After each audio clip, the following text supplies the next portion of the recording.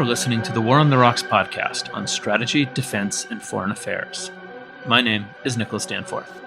In February, I sat down with three leading experts on Latin America to talk about recent developments and broader trends across the region. First, we have Agustina Giraudy, an associate professor at American University's School of International Service and the author of the 2015 book, Democrats and Autocrats. We also have Adam Isacson, who runs the Defense Oversight Program at the Washington Office on Latin America, a human rights advocacy and research organization. Finally, we're joined by Anya Prusa, currently Senior Director at the Albright Stonebridge Group's America practice and former head of the Brazil Institute at the Wilson Center. This is the second half of our discussion.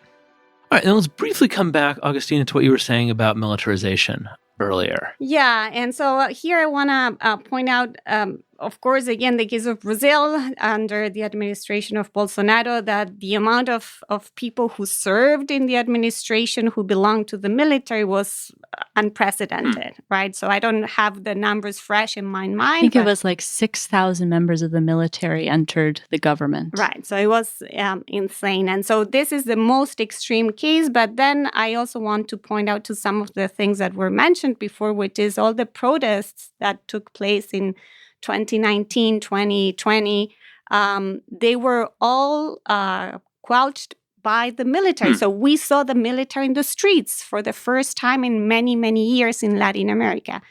And so we saw them in Chile with the huge uprising of 2019. We saw them in Bolivia. Actually, in Bolivia, they stepped up. They asked Evo Morales to leave office. We saw them in Colombia. We saw them in Ecuador. So they are there. They are present. And we are seeing them increasingly more so in the case of Mexico as well. And this is new. This is new. I mean, it's an old actor that is coming back in a context of institutional weakness.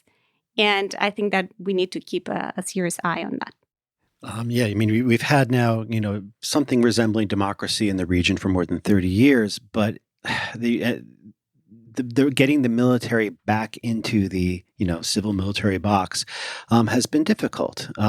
It took a while to have civilian defense ministries. It took a while in many countries to set up civilian police forces. It certainly took a while and is really incomplete having civilians be in control of defense budgeting and promotions and other interests that are very close to the military's institutional interests.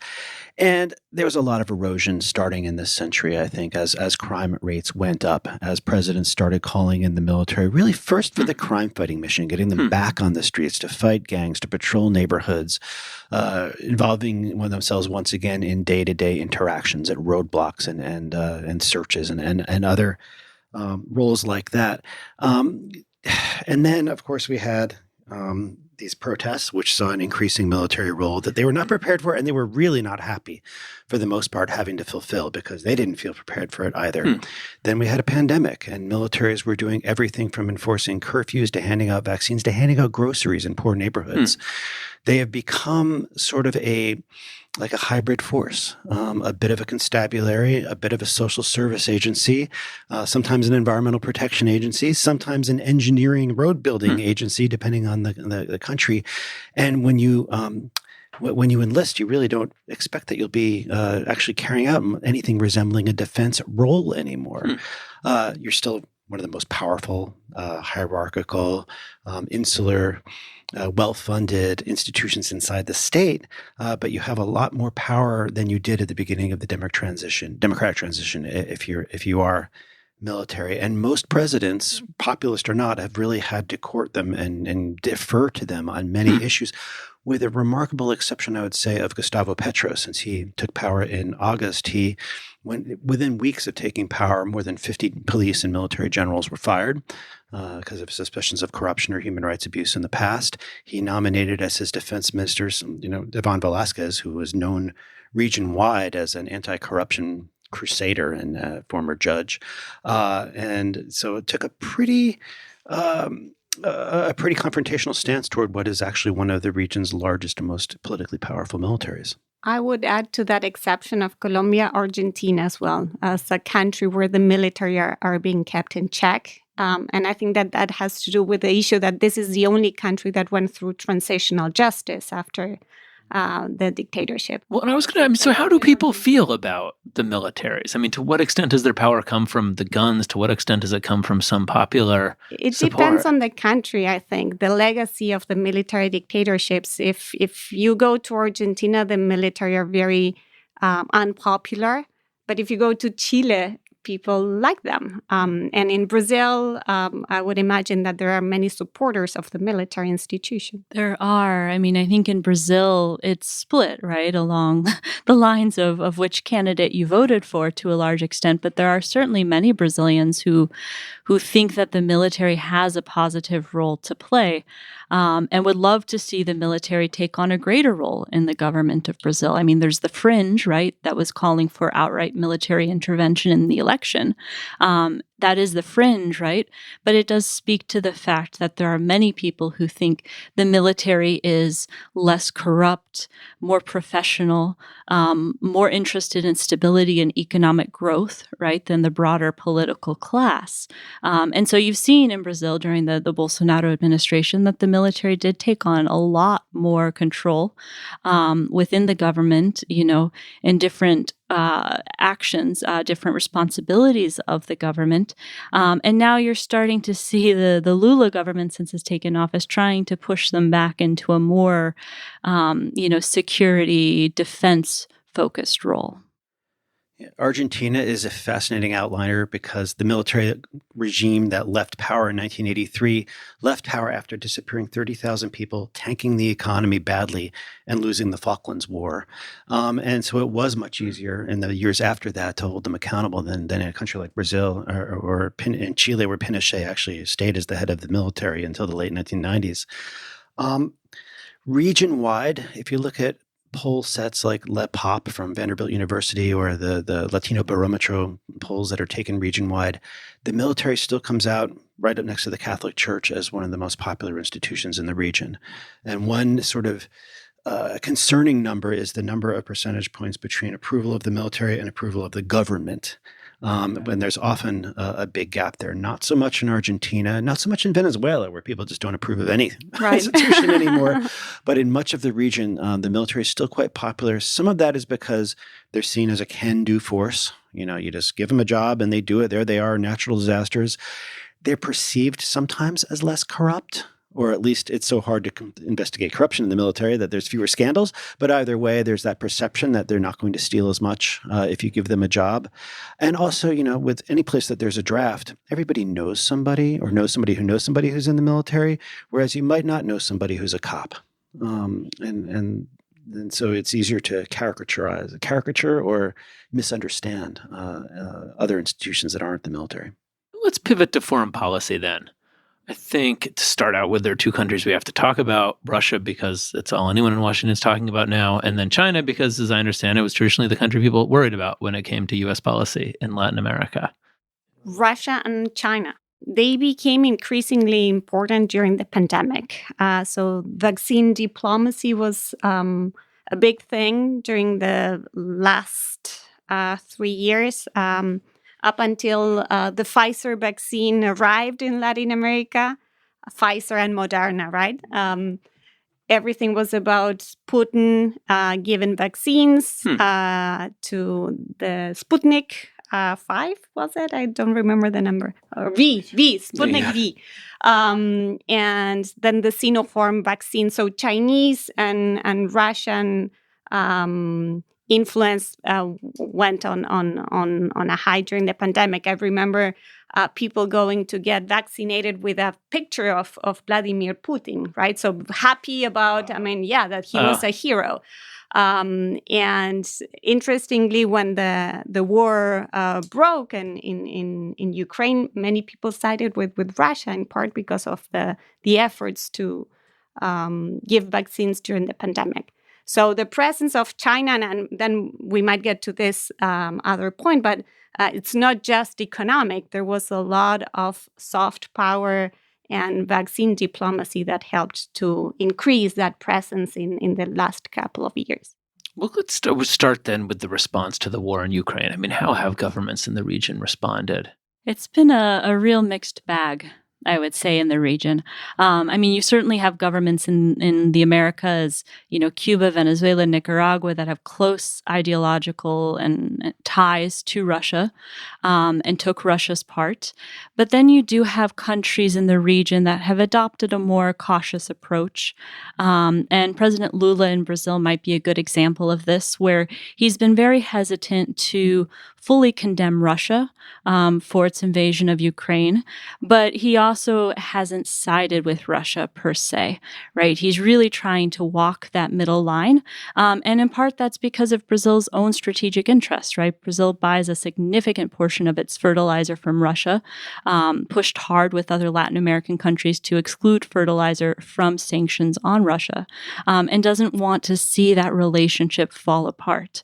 And I think more broadly in Latin America, you do have, because of historic reasons and because of, U.S. intervention in the region, including during the Cold War, there is this lingering resistance to just doing what the United States says.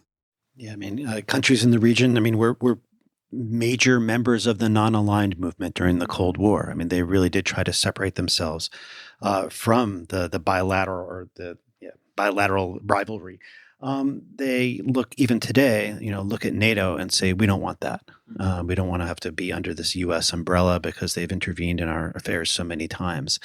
The Brazil was a big part of the BRICS back when that existed. And that does flow through a lot of how countries consider their image when it comes time for a vote in the General Assembly or in the UN Human Rights Council. You do see an unusual number of abstentions sometimes when countries would rather not show a side. That said, though, Russia's impact is relatively small. Russia is, you look at GDPs around the world, theirs is about the size of South Korea's. That really limits what they're able to do, especially when they're fighting a major land war. So a lot of their presence is either arms sales, not grants, but sales to a few countries that buy their weapons, maybe at a decent price, but it's still not a gift. Or it's the use of information, use of social media, use of their own TV or radio networks to try to send messages that would stick with parts of the population. China has an economy almost the size of ours. Well, that brings us to yes. And certainly if you talk to anybody at the Pentagon or Southcom right now, they're extraordinarily concerned about China. They talk about China much more than they talk about Russia as a rival in the region. The saying, though, is that China is playing a much longer game than Russia, because if you look for evidence of Chinese military or security meddling in the region, there's not that much, but there's a lot of economic investment, and China is the number one trading partner for much of South America. And the fear is that using things like the 5G network and other technologies that China can ultimately work its way in militarily, and should they invade Taiwan someday, we would suddenly feel the consequences of that all around the region. But the evidence of hostility is not as clear as it would be in the case of Russia. I'd like to tell you about a new members-only show called Unspent Rounds, featuring interesting conversations with interesting people. Today I'm joined by David Holloway. And so there was a rather complicated dance that became an issue in the kind of post-Stalin leadership struggle. Malenkov was condemned for the error of saying that nuclear war could lead to the end of world civilization.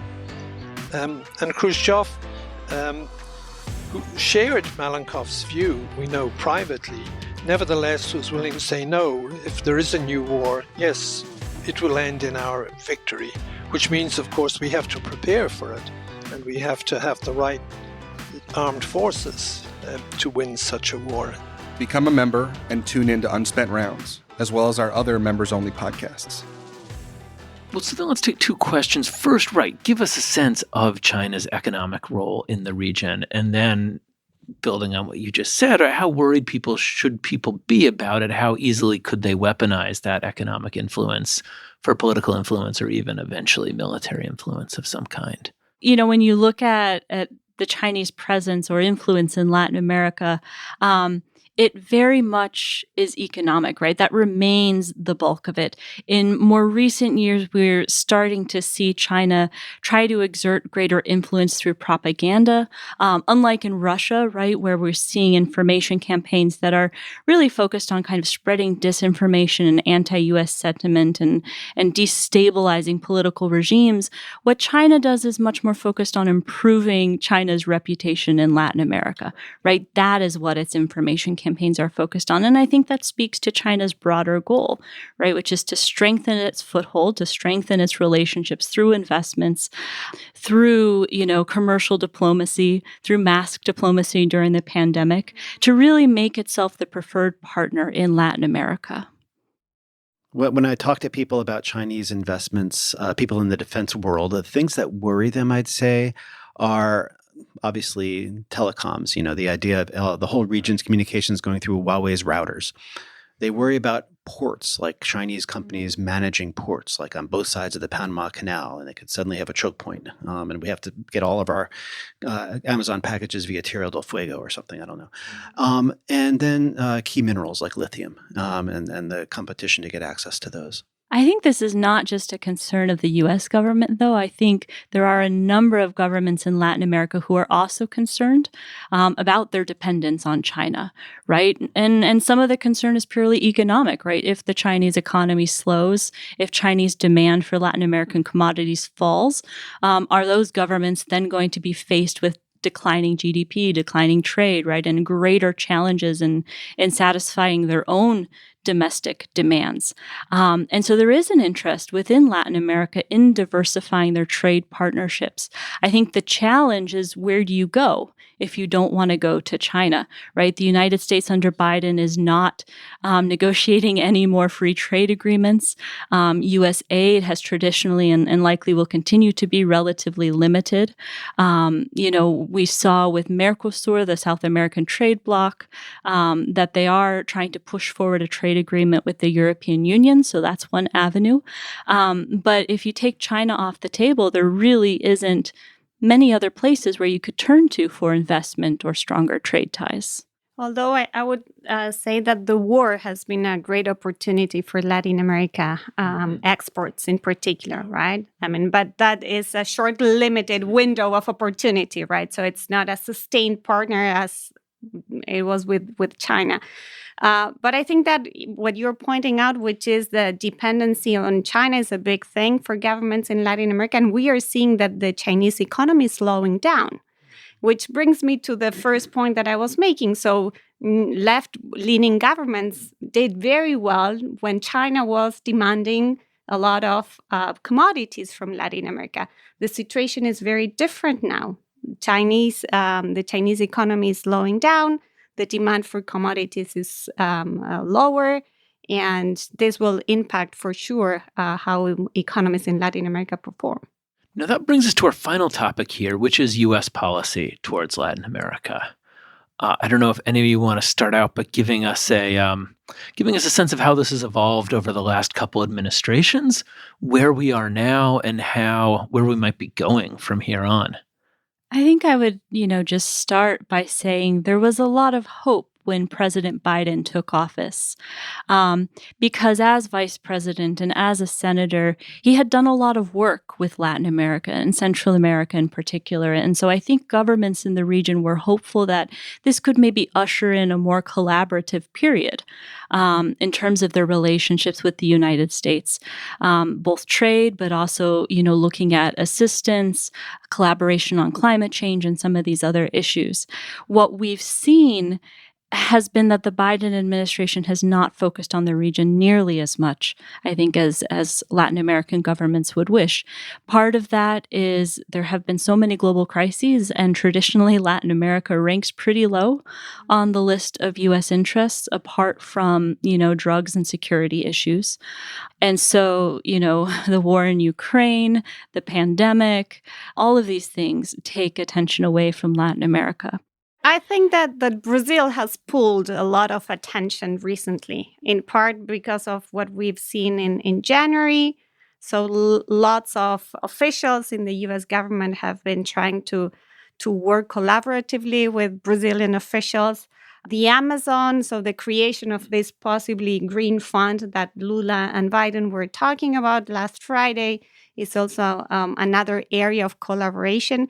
And then I think that the issue of migration, right, which concerns Central America and Mexico in particular, which is a topic that is very different from what's going on in the southern cone of Latin America. Yeah, I find it hard to portray current U.S. policy toward Latin America in the form of a narrative because there isn't really one. To the extent there is one, though, I mean, certainly, here in the United States, we've had a near-death experience with democracy. We're not done with it yet, perhaps. And that's certainly something that frames a lot of how the Biden administration views the rest of the world, including the region. You saw it in the meetings, the very friendly meeting with Lula last week. But that only goes so far. I mean, for instance, Colombia is a country I work on quite a bit. And I would say that the U.S. policy toward Gustavo Petro's Colombia is more like a chorus of voices that is not always singing in harmony. It really varies by agency. If you talk to the State Department, they'll be talking about democracy. If you talk to the State Department's Narcotics Bureau, they're going to be talking about how many hectares of coca there are. If you talk to USAID, they're going to be talking about implementing the 2016 free trade agreement and maybe improving the lot of Afro-descendants and things like that. If you talk to DEA, they're going to talk about extraditing kingpins, DOJ also. And they all have offices in Colombia. I'm just naming a few. And it's not always clear. We talk to Southcom, they're going to talk about China. It's just not always clear, like, what is the unifying theme. And in fact, what you get, unfortunately, agencies tend to, if it's just up to them, they focus on a threat. At least they do in Latin America. Migration is a huge one right now. Drugs, of course, or transnational organized crime. And the fear of threats waters down the pro-democracy message, if that makes sense. If you're going to give me, if you're going to help me block migrants, then I won't make as much noise when you lock up the head of a newspaper, as happened in Guatemala. No, I mean, we've talked mostly about South America up until now. Can we say more about Central America? And obviously, migration is an inescapable issue here. Well, Central America is probably the sub-region of the hemisphere that has seen democracy backslide the most. You've got the Ortega in Nicaragua, which may in fact be more of a dictatorship than Cuba at this point. That's debatable, but you're getting there. You have Bukele in El Salvador, who's enormously popular, but has a supermajority in Congress, has dismantled all checks that the Supreme Court may have represented towards him, and will be running for office again in the next elections. In Guatemala, you've had this backlash of corrupt elements who managed to kick out a UN-sponsored anti-corruption mission in 2018, 2019. And have now really cemented themselves in power. There are elections this year, but they're already disqualifying uncomfortable candidates for them. And a lot of the people who had led the anti-corruption charge in their judicial system are now living in the D.C. area because they can't live in Guatemala. That's a pretty advanced state of decay of democracy. Honduras, we'll see. A lot hinges on, for instance, their selection of Supreme Court justices right now. But they did have at least some alternation in power in their last elections. But yeah, Central America that would be the main concern right now. It's been since 2013, 2014, a region from which large, massive numbers of people have been migrating. That's been slowed only by rather sweeping implementation of the Title 42 pandemic expulsions policy, which Mexico agreed to take citizens of those countries back into its territory. So there's been no possibility of turning yourself in to seek asylum because you'll get sent right back into Mexico. That policy ends in May. We'll see what other mechanisms they might come up with to deport people into Mexico. But if they can't do that as robustly, I bet we will see a lot more migration from Central America because things have gotten neither safer nor more prosperous. I would just flag one more thing when it comes to U.S. policy towards Latin America, and that is ongoing tensions between the United States and Mexico, which has been unusual. It has been to an unusual degree between President López Obrador and President Biden. And it's really centering on a trade dispute, or a number of trade disputes, I should say, including one that is now undergoing dispute resolution under the USMCA trade agreement. So AMLO, President López Obrador, has really sought to consolidate the control of the state over a number of areas in Mexico, including in the area of energy. And this has presented a number of concerns for U.S. companies operating in Mexico. And so those companies turned to the United States government for support under the terms of the USMCA. And so the U.S. is undergoing a dispute resolution process with Mexico on this issue. And it's not entirely clear how easy it will be to find a resolution. Meanwhile, there are a number of other issues impacting the relationship, including Mexico's decision to ban imports of GMO corn, including from the United States. This is of significant concern to U.S. farmers and, by extension, the U.S. government. And so there have been ongoing talks on that as well. The Mexican government has agreed to at least temporarily postpone implementation of the corn ban, but it's unlikely that that's going to satisfy the United States. Where this goes is unclear, but I think it speaks to a broader challenge between Mexico and the United States at this point in time. And it's unclear how easy those tensions will be to resolve, despite the fact that the two countries are of tremendous importance to each other. I mean, the U.S.-Mexico border is likely to continue to be a difficult flashpoint in relations as well. You know, when Pablo Escobar was in his heyday 30-some years ago, in the United States had about 10,000 drug overdose deaths a year. Now we're up over 100,000, and it's really largely because of synthetic drugs, meth and opioids, fentanyl. And just about all of that is synthesized in Mexico and comes across the U.S.-Mexico border. So there's going to be, to the extent we're in a drug war, there's going to be drug war pressure on AMLO to do more about that, which would mean a lot more activity against corruption than we've seen in Mexico. Meanwhile, the border is where, 250,000 or at least 200,000 migrants a month have been going across, and the United States has been leaning very hard on Mexico to block migrants. We can argue about whether the wisdom of blocking asylum-seeking migrants, the human rights wisdom of that, but it is still a huge part of the relationship, and it's something that there is going to be, right now there are a lot of very difficult diplomatic discussions. One last thing that I see as a potential point of conflict between Mexico and the U.S. Has to do with the recent move of Chinese companies to Mexico, right? So we know that many Chinese companies are moving their assembly facilities to Mexico. And I see, given the tensions that we have between the U.S. and China, I see something unfolding there that might even complicate relations more. Okay, unfortunately, we're coming to the end of our time. Any final thoughts? I wish I could say I was more optimistic. I do think that a lot of countries in the region are going to muddle through, but we've just been through the pandemic. If the slowdown of Chinese demand is correct and there is going to continue to be a recession, you could be looking at a lost decade economically for the region with all the economic instability that comes with that, and with the impacts of climate change, which could be causing more droughts and storms around the region. Yeah, I wish I could say I was more optimistic about what we're looking forward to in the next 10 years or so. I think what I would just say is that, many of the challenges that we've discussed today, they're not unique to Latin America, right? These are challenges that we're seeing in countries around the world, both developed and developing countries. And there's a lot of, I think, lessons to be drawn from how countries in the region and countries around the world are trying to confront those challenges. And so, if I'm allowed to be a little bit optimistic, I guess I would hope that, going forward, that, growing digitalization and, growing connectivity not just facilitates commercial exchange, but also allows us to learn from one another. Maybe that's a little too optimistic, but one can hope. All right, Agustina, Adam, Anya, can't thank you all enough for joining us. And thank you to everyone listening at home. Please don't forget to check out our membership program. It now features an app, as well as the Russia contingency with Mike Kaufman.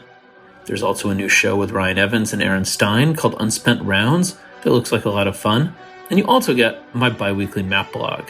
So please consider becoming a member now, and thank you all once again for listening.